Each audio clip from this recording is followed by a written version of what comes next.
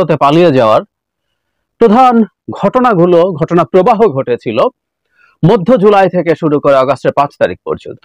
এবং এই গণঅভ্যুত্থান সফল হয়েছে, যেটা আমরা রাইটলি অনেকে মনে করছি, এই দেশের সকল শ্রেণী পেশার মানুষের একত্রিত হওয়ার কারণে। এই অকল্পনীয় একত্রিত হওয়ার ইতিহাস আমাদের এই ভূমিতে নেই। প্রায় ধনী গরিব, সরাসরি রাজনীতি করা মানুষ বা সরাসরি রাজনৈতিক দলে নেই এমন মানুষ, কৃষক, শ্রমিক, ঢাকার বাইরে, মানে যে কোনো ভাবে আমরা ক্লাসিফাই করতে পারি, প্রত্যেক ক্লাসের মানুষের পার্টিসিপেশন এখানে ছিল, সে কারণে সফল হয়েছে। কিন্তু আমার মনে হয় আস্তে আস্তে আমাদের আরেকটু বৃহৎ পরিসরে এই ব্যাপারগুলো দেখা দরকার আছে। সেটা হলো মূল যুদ্ধটা আমরা এভাবে যদি বলি, জুলাই 15 থেকে শুরু হয়েছে বা জুলাইয়ের প্রথম ভাগ থেকে, কিন্তু মূল যুদ্ধটা যদি সেখান থেকেও ধরে, এর পেছনে একটা লম্বা ইতিহাস আছে এবং শেখ হাসিনা পতনের পেছনে সেই লম্বা ইতিহাসের একটা গুরুত্বপূর্ণ জায়গা আছে, যেটা এই মুহূর্তে আমরা অনেকে কথা বলছি না। যেমন ধরি, জুলাইয়ের অভ্যুত্থানে বিএনপির এবং জামায়াতের পার্টিসিপেশন সিরিয়াসলি ছিল। তারা তাদের পার্টির জায়গা থেকে ওভাবে ঘোষণা করেনি, কিন্তু এই ঘোষণার পার্টি থেকে দফায় দফায় এসছে যে ছাত্রদের দাবির সাথে ঐক্যমত্য প্রকাশ করছে। বিএনপির মহাসচিব থেকে শুরু করে ভারপ্রাপ্ত চেয়ারম্যান সবাই এই কথা ক্রমাগত বলেছেন, কিন্তু বিএনপি তার ব্যানার নিয়ে হয়তো আসেনি, কিন্তু এই মুভমেন্টে ছিল, সিরিয়াসলি ছিল। 19 অগস্টের একটা ডেটা আমি পেয়েছি, এটা এখন আরো বাড়তে পারে, খুবই সম্ভাবনা আছে। সেটা হলো বিএনপির 119 জন মানুষ, বিএনপির বিভিন্ন অঙ্গ সংগঠন এবং মূল বিএনপির 119 জন মানুষ মারা গেছেন, আর জামায়াতের 87 জন। সুতরাং তারা সিরিয়াসলি, খুব এফেক্টিভলি এই মুভমেন্টের মধ্যে ছিলেন। এবং আমি ব্যক্তিগতভাবে মনে করি অর্গানাইজ ফোর্সটাই অনেক বড় শক্তি ছিল, অনেক বড় শক্তি ছিল এই মুভমেন্টের। কিন্তু আমি শুধু সেটুকুও কেউ বলছি না, আমি আরো পেছনে যেতে চাই। বিশেষ করে এই পুরো এন্টায়ার স্বৈর শাসনের সময় বিএনপি কি রোল আছে, বিএনপির রোলটা আদতে স্বৈরাচার পতনের জন্য কিভাবে কাজ করেছে। খেয়াল করি আমরা, বিএনপি যদি না থাকতো, এভাবে চিন্তা করি, বিএনপি নেই, শেখ হাসিনা 9 সালে জিতলেন, 11 সালে সংবিধান সংশোধন করলেন। সুতরাং 9 সালের নির্বাচনটাকে মোটামুটি গণতান্ত্রিক বা সহি নির্বাচন মোটামুটি ভাবে ধরে নিলেও ওর মধ্যে কিছু কারসাজির কথা শুনে আমি তর্কের খাতিরে সরিয়ে রাখলাম। 11 সালে এসে যখন সংবিধান সংশোধন করে, ইট ওয়াজ ভেরি ক্লিয়ার যে আওয়ামী লীগ আসলে আর তার ক্ষমতা ধরে রাখতে চায় আর কোনো ভালো নির্বাচন না দিয়ে। এটা খুব স্পষ্ট হয়েছে। সে তত্ত্বাবধায়ক সরকার বাতিল করিয়ে নেয় কোর্টের ঘাড়ে বন্দুক রেখে। আবারও বলছি, সেই প্রধান বিচারপতি খায়রুল হককে মনে রাখতে হবে আমাদের, এবং তাকে আমাদের কোনো না কোনো ফর্মে বিচারের আওতায় আনতে হবে। যাই হোক, সেটা ভিন্ন আলোচনা। তো ওই ঘটনার পর থেকে, তার মানে 11 সাল থেকে আওয়ামী লীগ নিপীড়ক হয়ে উঠলো ভয়ঙ্কর ভাবে। এর আগেও ছিল, কিন্তু কম ছিল তুলনামূলক ভাবে। তাহলে 11 থেকে 24 পর্যন্ত 13 বছরের একটা সময়কাল। ধরে নিলাম বিএনপি নেই, কি হতো আওয়ামী লীগের? আওয়ামী লীগ তখন, এই লড়াইটা যদি না থাকতো, আওয়ামী লীগের জন্য আসলে খুব কুসুমাস্তীর্ণ একটা পথ থাকতো। সে তার মতো যে কোনো কিছু করার চেষ্টা করতো, করে যেত। জামায়াত শুরুর দিকে মাঠে ছিল, বিশেষ করে 14 সালের নির্বাচনের আগ পর্যন্ত, কারণ তখন তাদের নেতাদের বিচার করা হচ্ছিল। সেই বিচারের প্রতিবাদে তারা খুব শক্তভাবেই মাঠে ছিল। কিন্তু এর পরবর্তীতে জামায়াতকে আমরা আর মাঠে খুঁজে পাইনি। আমরা জামায়াতকে আর মাঠে খুঁজে পাইনি। সেটা তাদের কৌশলগত সিদ্ধান্ত বা রাজনৈতিক তাদের যে প্ল্যান, সেটা তাদের ব্যাপার, কিন্তু ছিল না 14 আগ পর্যন্ত। তাহলে 11 থেকে 14 পর্যন্ত দুটো দল। 14 পর থেকে জামায়াত মাঠে ছিল না, 24 পর্যন্ত মাঠে ছিল বিএনপি। সো বিএনপি নেই। হ্যাঁ, এর মধ্যে বিএনপি স্খলন আছে। আমি বহুবার বলেছি যে 18 সালের যে মানে রাতের সিলের নির্বাচন, তারপর 5 বছর অলমোস্ট বিএনপি কিছু করেনি, মানে 4 বছর টু বি স্পেসিফিক। সেটা হচ্ছে 22 সালের ডিসেম্বরে আমেরিকা র্যাবকে স্যাংশন দেওয়ার আগ পর্যন্ত। এই রাতে সিল মারার পর একটা হরতালও, একটা বড় মিছিলও বিএনপি অর্গানাইজ করেনি, এটা সত্য। কিন্তু তারপরে 10 বছর বিএনপি ছিল, কিন্তু আমরা ধরে নিলাম বিএনপি ইনঅ্যাক্টিভ ছিল। তাতে কি হতো? আমাদের তার মতো করে কোনো সমস্যা তার হতো না, সে নির্বিঘ্নে চালিয়ে যেত। এবং বাংলাদেশ আরো অনেকগুলো স্বৈরতান্ত্রিক আমাদের এশিয়াতেই আছে, কঠোর নর্থ কোরিয়া আছে, আর একটু সফটার কম্বোডিয়া আছে। সেভাবে নিরুপদ্রব ভাবে চালাতে পারত, কিন্তু না, বিএনপি থাকায় বিরাট সংকট তৈরি হলো। এই যে আজকে আওয়ামী লীগ একটা অত্যাচারী, ভয়ঙ্কর অত্যাচারী, নিপীড়ক, জালেম একটা দল এবং সংগঠন, এই যে ইমেজটা আমাদের সামনে তৈরি হয়েছে, আমাদের এই ইমেজটা আসলে তৈরি হয়েছে বিএনপি মাঠে থাকার কারণে, এবং বিএনপির ওপরে জুলুম করে করে, অত্যাচার করে করে সে আসলে অত্যাচারী হয়ে উঠেছে। আমরা অনেকে বিএনপি করি না, সমাজের সব মানুষ বিএনপি করে না, করার কথাও না, কারণও নেই, কিন্তু যখন আমরা দেখছি একটা দলের নেতা কর্মীর উপরে অকল্পনীয় রকম অত্যাচার হচ্ছে, আমরা সাধারণ মানুষ যারা আসলে রাজনীতির ব্যাপারে একটু খোঁজ খবর আছে, আমরা চাইবে না চাই মানে সাবকনশিয়াসে কিন্তু ক্ষুব্ধতা তৈরি হতে থাকে। 2700 এক্সট্রা জুডিশিয়াল কিলিং হয়েছে আওয়ামী লীগের এই সময়টাতে। এর প্রধান অংশ, প্রায় সব, কয়েকশো আছে এর বাইরে, প্রায় সব হচ্ছে বিএনপির, এবং এর মধ্যে কিছু জামায়াত নেতা কর্মীও আছে, বিশেষ করে 14 সালের আগে জামায়াতের মধ্যে ইনক্লুডেড ছিল, তাদেরকে হত্যা করা হয়েছে। বিচার বহির্ভূত হত্যার পর extra judicial killing, sorry, ইনফোর্সড disappearance, গুম, সেই গুমও প্রধানত রাজনৈতিক প্রতিপক্ষকে করা হয়েছে, খুব স্বাভাবিক। কাস্টোডিয়াল টর্চার, কি পরিমাণ অত্যাচার, নির্যাতন বিএনপির মানুষজনকে যখনই গ্রেফতার করা হয়েছে তখনই এই তথ্য প্রচুর আমরা পাবো। নখ তুলে ফেলা, পেটানো, কি করা হয়নি, ইলেকট্রিক শক দেয়া, বিভিন্ন রকম টর্চার করা হয়েছে। আর একটা নতুন টার্ম আমরা বিগত সরকারের সময় শিখেছি শুধু বিএনপিকে অত্যাচার করার জন্য, সেটা হচ্ছে, আমাদের নিশ্চয়ই মনে আছে, গায়েবী মামলা। আপনি এমন মামলা করছেন, আগে যেটা হতো একটা ঘটনা ঘটলো, সেই ঘটনার পরিপ্রেক্ষিতে ওকে তাকে নানান নাম দিয়ে, এমনকি দূরে থাকা মানুষ, টপ লেভেলে মানুষকে হুকুমের আসামি টাসামি বলে বলতেন। গায়েবী মামলা বলে এক বস্তু তৈরি করা হলো, যে বস্তুতে কোনোদিনও ঘটে নাই এমন ঘটনা। প্রথম আলো সরেজমিনে রিপোর্ট করেও দেখিয়েছিল 2018 সালের একটা নির্বাচনের আগে ভয়ঙ্কর সেপ্টেম্বর এরকম নামে এক মাসে যতগুলো মামলা হয়েছে পুলিশের উপর হামলা টামলা, সরেজমিনে গিয়ে তারা দেখিয়েছে ওখানে কিছুই হয়নি। এই গায়েবী মামলার মাধ্যমে লক্ষ লক্ষ বিএনপি নেতাকর্মীকে মামলার জালে ফেলা হলো, জেলে নিয়ে যাওয়া হলো, তারা জেলে থাকলো, তারা বেরিয়ে আসলো, বেরিয়ে আসার পরও তাদের কষ্ট গেল না।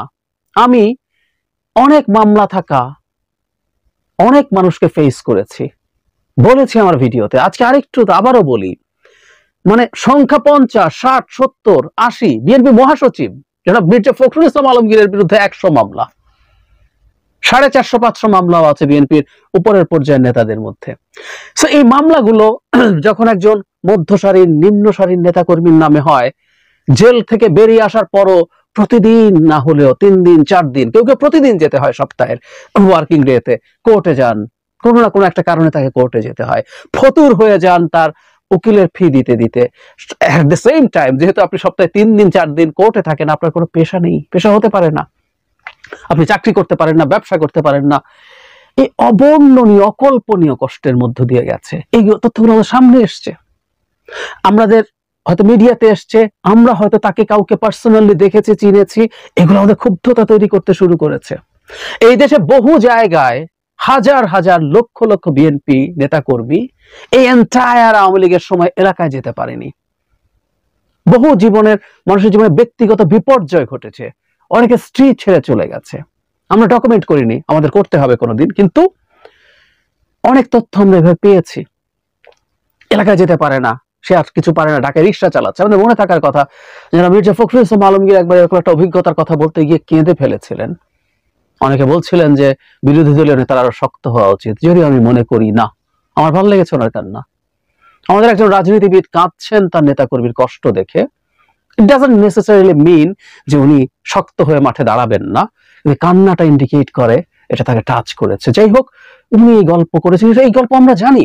সো এটা মির্জা ফখরুল ইসলাম আলমগীর শুধু কথা বলছি না, আমাদের চারপাশে যখন এই ঘটনাগুলো ঘটে, মিডিয়ায় আসে, আমাদের চোখের সামনে ঘটে, আমরা শুনি কারো কাছে, এগুলো ক্রমাগত আমাদের মধ্যে বারুদ তৈরি করে। একটা গণঅভ্যুত্থানের জন্য কিন্তু বারুদ লাগে, নানা ফর্মে সে বারুদ জমা হতে হয়, সে বারুদগুলো জমা হয়েছে। এবং একটা সরকারকে ক্রমাগত চ্যালেঞ্জ দিতে দিতে দিতে দিতে বিএনপি তার যে জালিম সত্তা, তার যে অত্যাচারী সত্তা, এই সত্তাটা আমাদের সবার সামনে এনে রেখেছে। এবং ওর এই জালিম সত্তাটা সামনে আস্তে আস্তে ক্রমাগত এটা ইন্টারন্যাশনালিও ছড়িয়ে পড়তে শুরু করেছে। এই যে সরকারের উপরে তীব্র মানবাধিকার বিষয়ক চাপ আসতে শুরু করলো, তার ফ্রিডম অফ এক্সপ্রেশন রেস্ট্রিক্ট করছে বলে চাপ আসতে শুরু করলো, এগুলো সবগুলো আসলে মূলত বিএনপির ওপরে সরকার তার কোয়ার্সিভ আচরণের কারণে হয়েছে। এবং এগুলো হতে হতে হতে হতে হতে যেহেতু বিএনপি কে সাইজ করার জন্য র্যাবকে প্রচুর ব্যবহার করা হয়েছে, তখন খুব স্বাভাবিকভাবে যেটা র্যাবের উপর একটা স্যাংশন আসলো। এই স্যাংশনটাও আমাদের আজকের এই মুভমেন্ট গুলোর জন্য কিন্তু অনেক গোপনে কাজ করেছে। খুব ডিটেইলড কোনোদিন আরো বলবো বা লেখাও উচিত, লিখবো। র্যাবের উপরে যেদিন স্যাংশন আসলো আমি তখন একটা ভিডিও করেছিলাম, মনে পড়ে। এই স্যাংশনটাও খুব গুরুত্বপূর্ণ ছিল, তখন কাজ শেষ করে ফেলেনি, কিন্তু the perception, the very perception যে শেখ হাসিনা সব ম্যানেজ করতে পারেন, শেখ হাসিনাকে কেউ কিছু ছুঁতে পারে না, যখনই র্যাবের স্যাংশন আসলো বোঝা গেল শেখ হাসিনা ম্যানেজ করতে পারেন নাই। And the government tried a lot এই স্যাংশনটা সরানোর জন্য পারে নাই। তো শেখ হাসিনার উপর চাপ আসলো, এর পরবর্তীতে ভিসা পলিসি আসলো। এগুলো সবই মাঠে একটা শক্তিশালী বিরোধী দল ছিল এবং সে তার মাঠে শক্তি দেখাচ্ছিল বলে আমাদের মনে থাকার কথা বিএনপি কিভাবে তার সমাবেশগুলো সেই সময় করছিল। সত্যি বলতে সেই সময়কার কোন একটা সমাবেশেও একই ধরনের ঘটনা ঘটে যেতেও পারত, কারণ ওটা শুধু বিএনপি ঘটিয়ে দিত তা না। ইভেন 28 অক্টোবর কেউ কেউ বলেন বিএনপি একটু পাল্টা যদি কঠোরভাবে দাঁড়াতো হতে পারতো সেদিনই সরকারের পতন। তখন অন্য মানুষজন, আমরা প্রায় বলছি একটা গণঅভ্যুত্থানে যেটা হয় মানুষের ভিতরে বারুদ থাকে, বারুদ জমা থাকে নানান ফর্মে নানান কারণে, সেগুলো এসে একসাথে বিস্ফোরিত হয়। বিএনপি দাঁড়িয়ে যেতে পারলে, পুলিশকে পেছনে যেতে পারলে হতে পারতো সারা দেশে বিভিন্ন জায়গায় সাধারণ মানুষ যুক্ত হয়ে গেছে, যেটা আমাদের জুলাই অভ্যুত্থানে এসে যুক্ত হয়েছে, হতে পারতো। হোয়াট এভার, সেটা হয়নি, সেটা অন্য আলোচনা, পরবর্তীতে হলো। কিন্তু এই যে বছরের পর বছর বিএনপি মাঠে থাকলো এবং সরকারকে চ্যালেঞ্জ দিয়ে গেল। বিএনপি রাজনৈতিক দল, বিএনপি ক্ষমতায় যেতে চায় স্বাভাবিকভাবেই, খুব স্বাভাবিক, সে ক্ষমতায় যাওয়ার জন্যই রাজনীতি করছে, সেটাও ঠিক আছে। কিন্তু যে লম্বা সময় তারা কষ্ট করেছে, সাফার করেছে, অকল্পনীয় সাফার করেছে, সেই সাফারিং তাদের এই সরকারের বিরুদ্ধে থাকাটা তার আরাম করে দেয়নি। আমি খুব ব্যক্তিগতভাবে মনে করি, আমি আমার অনেকগুলো ভিডিওতে বলেছি, সরকার শেষ চ্যালেঞ্জ হচ্ছে বিএনপিটাকে ভেঙে ফেলা না। বিএনপি ভেঙে ফেলা যায়নি আসলে, গত নির্বাচনের আগে সেই চেষ্টা হয়েছিল, কিন্তু বিএনপিকে ক্ষয় করে দেওয়া যেতে পারতো। যে টর্চারের পর টর্চার যখন করছেনই, কোন একটা পর্যায়ে বিএনপির মানুষজন, মানুষের তো দেশের শেষে আমরা মানুষ এবং আমাদের সহ্যেরও একটা সীমা আছে, সে আর রাজনীতি না করার শর্তে তার মামলা বা অন্যান্য হয়রানি থেকে মুক্তি পাওয়ার ডিল তাকে দেয়া হতে পারে, সে সেটা নিতেও পারে, এই পরিস্থিতি হতে পারে। সরকারের ওই চ্যালেঞ্জটুকুই শেষ পর্যন্ত দূর করার চেষ্টা ছিল নানা ফর্মে। বিএনপিকে নিয়ে সরকার এবং ইন্ডিয়ার মূল টার্গেট ছিল বিএনপিকে ক্ষয় করে ফেলা, অ্যাটলিস্ট ভাঙতে পারলে ভালো, একটা বিরাট দল নিয়ে একটা নির্বাচন করিয়ে তথাকথিত কিছু লোকজনকে এমপি বানিয়ে ভাগ করে ফেলা, না পারলে নিদেন পক্ষে বিএনপি যাতে করা ছেড়ে দেয় তাদের ওই গ্রাসরুটের লোকজন। পারা যায়নি, সেই বিএনপি মাঠে থাকলো, কঠোরভাবে থাকলো, কঠোরভাবে থেকে তারা লড়াই করে গেল। আমরা অনেকে হয়তো জানি যে এই ক্ষেত্রে জনাব তারেক রহমানের একটা বিরাট রোল আছে, তিনি এই পর্যায়ের সাথে নিয়মিত কানেক্টেড থেকে তাদেরকে মোটিভেটেড রাখার চেষ্টা করেছেন এবং উনি বেশ ভালোভাবে সফল হয়েছেন। বটম লাইন, আমরা যখন একটা হিস্ট্রি আলোচনা করব, মানে আমরা একটা যুদ্ধ দেখে শেষ করি, আমাদের 71-এ মুক্তিযুদ্ধ হয়েছে। 71-এ মুক্তিযুদ্ধ হঠাৎ করে 9 মাসে বেঁধে যায়নি। আমরা যদি পেছনের হিস্ট্রিতে যাই, ধাপে ধাপে দেখবো আমাদের নানান রকম সংকটের কথা বলছি।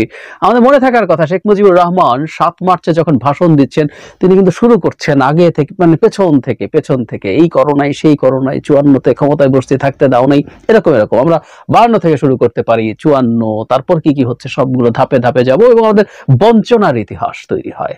আস্তে আস্তে হতে হতে হতে হতে কোনো একটা দিন সেটা যুদ্ধে যায়। রাজনৈতিক দলগুলো এই বঞ্চনাকে একত্র করে, একত্রে আনে, মানুষের বারুদটাকে উস্কে দিতে চায়, বা আর কেউ যদি সে একটা এই ধরনের পরিস্থিতি করতে চায় তাহলে তাই হবে।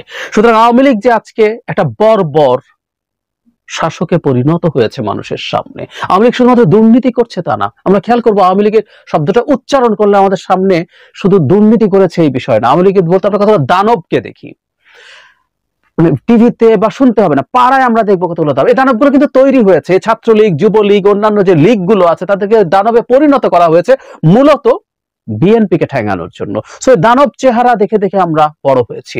পুলিশকে দানবে পরিণত করা হয়েছে, র্যাবকে দানবে পরিণত করা হয়েছে বিএনপিকে ঠেঙানোর জন্য। সো আমি যখন এরপর পুলিশকে কোনো কারণে ফেস করতে গেছি, আমি ওর দানব সত্তাটা দেখে এসেছি, আমার উপরে সে দানবীয় আচরণ হয়েছে।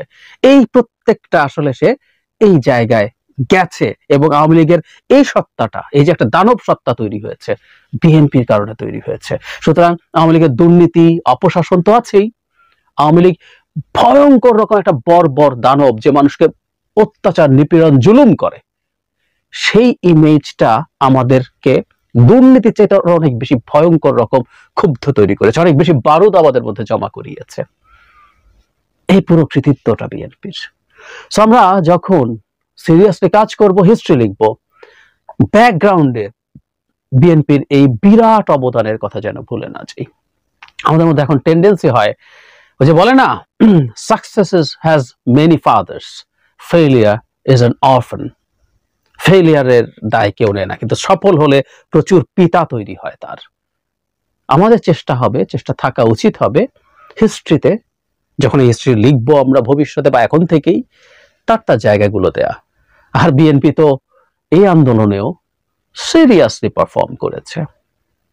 সুতরাং এই হিস্সাততাকে